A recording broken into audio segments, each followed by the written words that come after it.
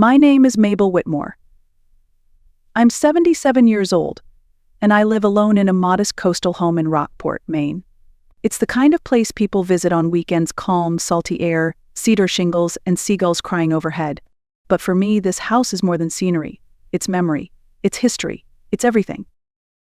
My husband, Harold, chose this house nearly 40 years ago. We had dreams of retiring here, growing old in rocking chairs side by side. And for a while we did. He passed away 6 years ago, quietly with my hand in his. I stayed because I couldn't imagine being anywhere else. I'm not rich. I live off Harold's pension and my own small teacher's retirement fund. I don't go on vacations, I don't drive a luxury car, and I certainly don't throw dinner parties. But I have peace. Or at least I thought I did. Then my son, Grant, started calling more often. He'd never been much of a caller. Busy with work, busy with life, always moving. But now, suddenly he and his second wife, Tessa, seemed very interested in how I was doing. Too interested. They'd ask if I was lonely, if I was eating well, if I ever got confused during the day. At first, I took it as care. But then they came to visit, and that's when the first crack in the glass appeared. Grant stood in my kitchen that morning, looking around like he didn't recognize the place. Tessa perched on a stool, smiling too hard. "You know, Mom," Grant said, sipping coffee he didn't like, "we've been thinking maybe it's time you considered moving into one of those beautiful assisted living communities. Just until things get a little easier." I smiled, but inside, something twisted. I had no idea then that this visit would be the beginning of a betrayal I wouldn't wish on any mother. The visit that started with fake smiles quickly shifted into something colder. Over the next few days, Grant and Tessa moved through my home like realtors, not family. They opened drawers, peeked into closets, whispered in the hallway when they thought I was napping. By the third morning, over breakfast, Grant brought it up again. "Mom, have you heard of Silver Pines?" he asked casually, like he was recommending a restaurant. Tessa chimed in, "It's just 20 minutes away, and the place is lovely: gardens, walking paths, a library. They even have watercolor classes every Thursday." She said it like I was already packed. I set down my spoon and looked at them. I'm not going anywhere. They didn't say much after that, but I felt the tension hang in the air like mist. When they left that afternoon, Tessa hugged me tightly and whispered, "Don't worry. We'll take care of everything." That night, I couldn't sleep. I sat by the window, watching the light from the lighthouse flicker in the distance, and something inside me began to churn. I didn't understand why they were pushing so hard, not yet. A week later, a man came to my door, said he was from Elder Services and needed to do a wellness check. Apparently, someone had anonymously reported that I might not be taking care of myself. I let him in. He looked around, asked questions, even peeked into my fridge. When he left, he said, "You seem perfectly fine, Mom. Take care now." But that wasn't the end. Another week passed. Then came the letter, official, legal, stamped. My son Grant had filed for temporary guardianship. In the documents, it claimed I was showing signs of dementia, that I was prone to confusion, and that I'd recently left the stove on for hours, a lie. I remember sitting in my reading chair, the letter trembling in my hand, heart racing in disbelief. He said I was unfit to manage my own affairs, that I needed help, and worse, that he would be the one to provide it. I called him immediately. "Grant," I said, trying to stay calm, "what is this?" He sighed like I was exhausting him. "Mom, please. This is for your own good. You're not thinking clearly anymore. You could get hurt. And frankly, the house is too much for you." I felt like I was sinking. The worst part wasn't the paperwork. It wasn't the false accusations. It was the voice of my only child treating me like a problem to be managed, not a person to be loved. That's when I knew this wasn't concern. It was calculation. And I was done pretending I didn't see it. After that call, I didn't hear from Grant for a few days. But I knew he wasn't done. Something in his voice told me this wasn't just about worry or stress. This was planned. And when someone tries to make you feel like you're crazy, you start paying attention to the small things. I checked my mail every day, watched my bank statements. I even went to the town office to request a copy of any property-related inquiries tied to my home. And there it was. An application had been submitted in my name, supposedly signed by me, stating my intent to transfer ownership of the house into a family trust managed by Grant. The signature wasn't mine. It didn't even look close, but it was enough to freeze my gut. I drove straight home. My hands shook the whole way. That night, I called an old friend, Edna, who'd worked in the county clerk's office for nearly 30 years. She was retired now, living out in Belfast, but she still had connections. When I told her what had happened, she went quiet for a long time. Then she said, "You need help, Mabel. Real help."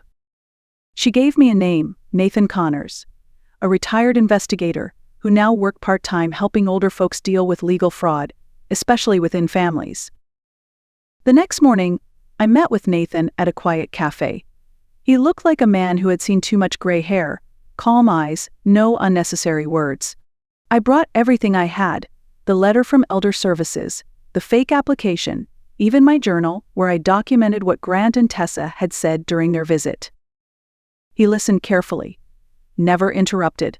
Then he leaned back in his chair and said, "He's not just trying to move you into a home. He's trying to take the house before you know it's gone."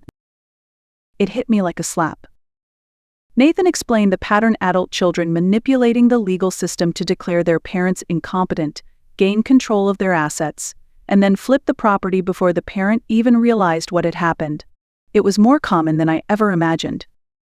"But they can't do that," I said. "I'm not incompetent. I've never even missed a payment.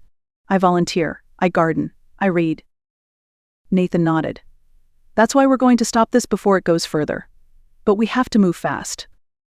He recommended a lawyer, someone who specialized in elder defense and property rights.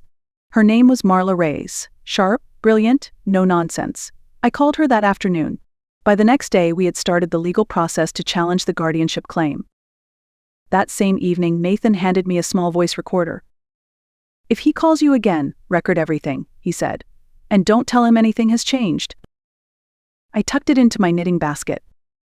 The battle had begun. And for the first time in weeks, I didn't feel like a scared old woman. I felt like someone who still had fight in her. In the weeks that followed, everything changed, but not on the surface. I still drank tea by the window every morning, still walked to the post office on Tuesdays, still waved at my neighbors like nothing was wrong. But underneath that calm exterior, I was gathering ammunition, quietly, carefully. Nathan came by every few days. Sometimes we'd sit outside with coffee, looking like two retirees discussing crossword puzzles.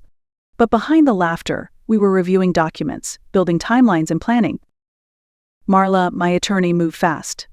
She filed a formal objection to the guardianship petition, attaching medical evaluations from my doctor, testimony from my neighbors, and letters from the library and food bank, where I still volunteered. It was a wall of proof that I was perfectly capable of living my life. Still, we all knew Grant wasn't going to back down easily. Then one afternoon, I got a call. "Hey, Mom," Grant said, all smooth and sweet. "How's everything going?" I flipped the recorder on.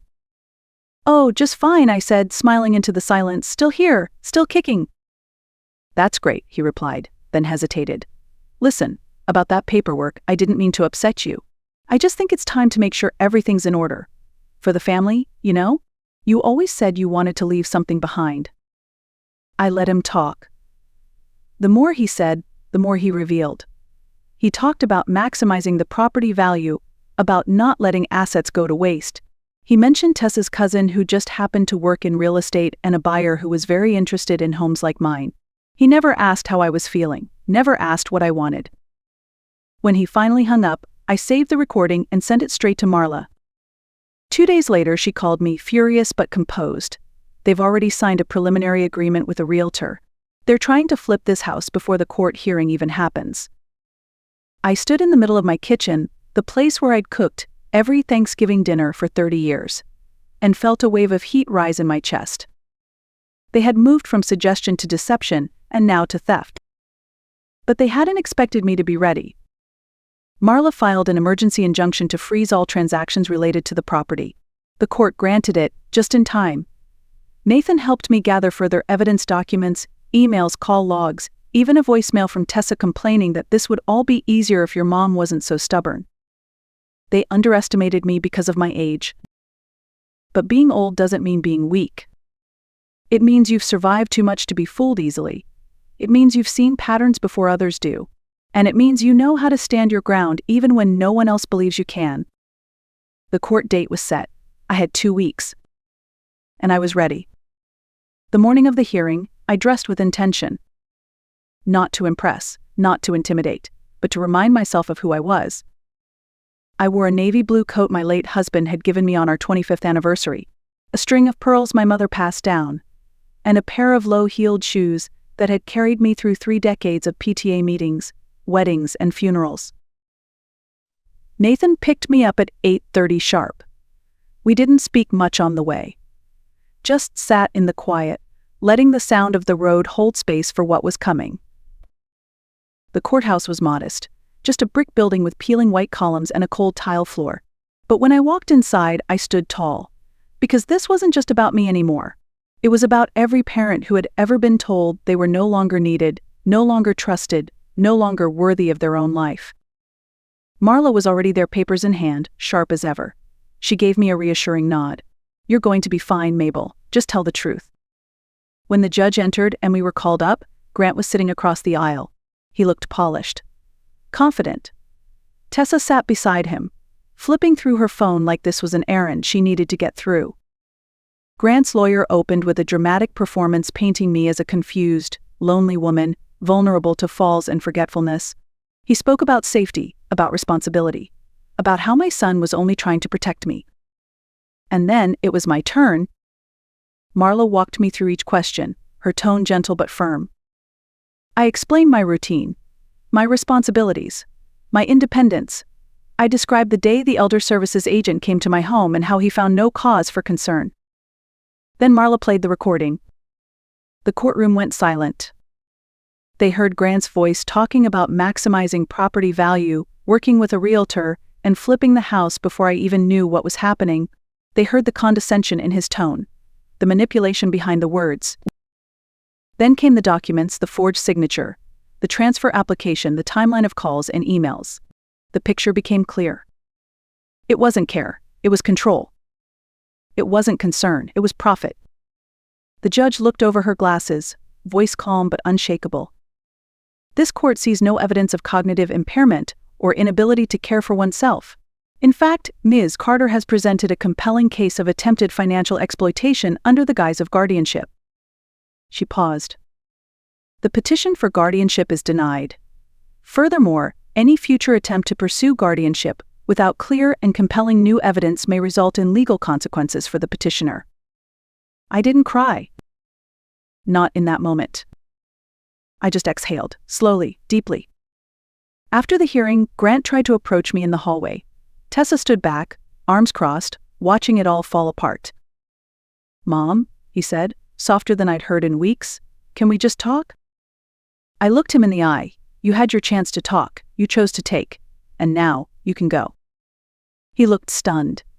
Maybe for the first time he realized I wasn't the woman he could push aside. Nathan walked me out to the car. The sun was brighter than I remembered. The sky wide and blue. And for the first time in months, I felt like I could breathe again. But I wasn't done yet. Because it wasn't just about protecting what I had. It was time to rebuild what they tried to break. Life didn't snap back to normal after the court hearing. It shifted quietly, gradually but with weight. The kind of shift you feel in your bones, like the tide changing. I spent the next week walking through every room in my house, touching the things I had almost lost. The framed photo of Harold by the fireplace. The quilt my students gave me the year I retired. The sea glass bowl I kept by the window. Small things, simple things. But each one whispered, "You stayed. You held on." I had my locks changed. I installed a camera at the front door, not because I expected trouble, but because it felt good to take control. I canceled the power of attorney I had once given Grant. I updated my will, leaving clear instructions with Marla, with one very specific clause. No individual who has attempted guardianship without consent or demonstrated coercive behavior shall have any access to property or authority over personal affairs. Clear, unshakable. Nathan helped me donate a few things I no longer needed. He even helped me set up a small herb garden out back, something Harold had always wanted but never got around to. I found comfort in the smell of basil, in dirt under my nails, in the steady rhythm of planting something that might outlive me. Word got around town. People I hadn't seen in months began stopping by. Good for you, Mabel, the librarian whispered as she checked out my books. You're stronger than most, said Doris, my old neighbor, who brought over a jar of homemade strawberry jam. And for the first time I started believing them. I wasn't just a woman who survived a betrayal. I was a woman who reclaimed her space, who said no, firmly and without guilt, who showed others, especially women my age, that it's never too late to draw the line. Grant and Tessa didn't come around anymore. They sent a few awkward emails, thinly veiled apologies mixed with passive-aggressive phrases like misunderstanding, and we only wanted what's best. I didn't reply. I didn't need to. Because sometimes silence is its own form of closure. I made peace not by fixing them, but by choosing myself. One day, Nathan came by with an envelope. Thought you might like this, he said, smiling. It was a photo he'd taken of me in the courtroom hallway, just after the hearing. I was looking out the window, sunlight on my face, expression calm. You look like a woman who got her life back, he said. And he was right. Because I did. And no one, no matter how close they once were, would ever take that from me again. Looking back, the most painful part wasn't the betrayal itself. It was realizing how long I had ignored the signs, how easily I had explained away the small shifts, the clip tones, the way my voice no longer seemed to matter when decisions were being made about me. I raised Grant with love. I gave him my best years, my softest hands, my strongest prayers. And for a while, I thought that meant he would always protect me. But people change. Or maybe they reveal who they truly are when something valuable is on the line. And that's a lesson I want every viewer to carry with them. Love should never cost you your dignity. Family should never require silence. And age should never equal surrender. If you've ever felt pressured into stepping aside, into giving up your home, your choices, your independence, please know, you are not alone. You still matter. Your voice is still strong. And you have every right to protect what you've built. It took a courtroom, a lawyer, and a hard line in the sand for me to take back what was mine. But it started with something smaller. A moment of clarity. A quiet decision to stop apologizing for existing. To anyone watching who feels like they're being erased by their children, by in-laws, by people who claim to love them while trying to control them, I see you. I lived it. And I came out the other side. This wasn't just a legal win. It was an emotional one. A personal one. And a reminder that boundaries are not unkind, they are necessary. So today, I sit in the same house they tried to take from me. I sip my coffee on the porch Harold built with his own hands. I tend to my little garden. And I smile, not because everything is perfect, but because I stood my ground. Thank you for listening to my story. If it moved you, or reminded you of someone in your life, please like, share, or leave a comment below. Let's keep this conversation going for every mother, father, grandparent, and elder who deserves respect, not removal. Because sometimes the most powerful kind of revenge is simply choosing to stay and live.